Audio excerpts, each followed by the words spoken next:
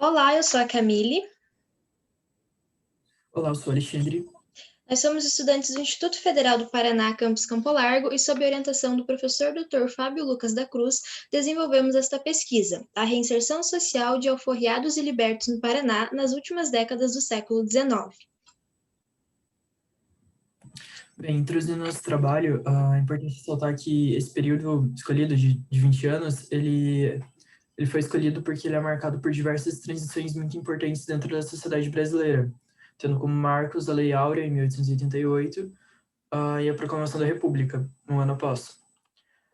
Bem, o objetivo na nossa pesquisa é entender como que dentro desse contexto histórico, dessas transações, como que os libertos se viam e como eles eram vistos pela sociedade e como eles foram impactados por essa mudança. E bem, ainda existe pouca bibliografia sobre o tema, então esse é um ponto em que a nossa pesquisa pode contribuir na produção de mais bibliografia sobre o tema e na produção de material que auxilie o debate. A nossa metodologia consiste em revisão bibliográfica e análise de fontes primárias. As fontes que analisamos são os jornais disponíveis no site da Hemeroteca Digital Brasileira e os relatórios de governo da província do Paraná, disponíveis no site do Arquivo Público do Estado. Os principais pontos abordados na nossa revisão bibliográfica são o abolicionismo e as teorias eugênicas. Um importante nome do abolicionismo no século XIX foi Joaquim Nabuco, que em 1883 publicou o seu livro O Abolicionismo, no qual ele defendia a abolição e não usava argumentos apenas filosóficos, como o de que todos os homens têm o direito de serem livres, mas também mostrava que a abolição traria benefícios econômicos e sociais para o país. Quanto às teorias eugênicas, elas ganham muita força no século XIX aqui no Brasil e elas defendem a hierarquização das pessoas com base nas suas raças. É nesse período que o conceito de raça, como nós conhecemos, passa a ser definido, no qual ele passa a definir, a diferenciar as pessoas. Até então, raça era usada apenas para plantas e animais.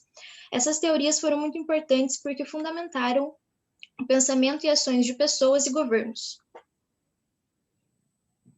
Bem, falando um pouco sobre os nossos resultados, é importante ressaltar a opressão estatal que os libertos sofriam, como, por exemplo, a lei da vadiagem, que prendia pessoas que estivessem vagando pelas ruas sem estar indo a um lugar em específico, sem ter um objetivo, e também pessoas que praticassem capoeira, a parte cultural importante para o grupo estudado.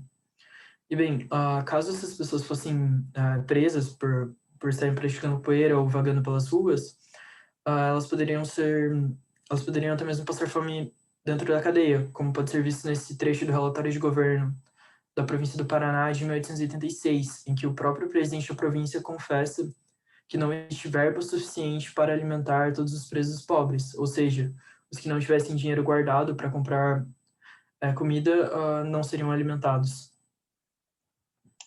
Como resposta a essas ações excludentes do governo e da sociedade paranaense, as pessoas negras se organizavam de diferentes maneiras. Uma dessas maneiras de resistência era por meio do associativismo negro, exemplificado pelos clubes sociais, os quais eram responsáveis pela alfabetização de pessoas negras já adultas, a sua capacitação para o mercado de trabalho e também a promoção de atividades de lazer. Outro exemplo de resistência, agora mais para o interior, como na cidade de Palmas, por exemplo, são os quilombos. Bem, e falando um pouco sobre as nossas considerações finais, todos os nossos resultados, eles apontaram para a confirmação da tese de que a inserção quase nunca acontecia dentro da região e do período estudado. E quando ela acontecia, ela era reprimida de alguma forma, seja pela sociedade, através de ataques diretos que foram encontrados em diversos recortes de jornais, relatos sobre eles, quanto por ações pelo Estado, como, por exemplo, a lei da vadiagem e diversas outras medidas. Mesmo com todo esse contexto de opressão, os movimentos de resistência, como os quilombos, como os clubes negros, como a participação e a divulgação de ideias abolicionistas, tiveram um papel importante na amenização desse cenário. Bem, aqui tem algumas das nossas referências bibliográficas. Muito obrigado. Obrigada.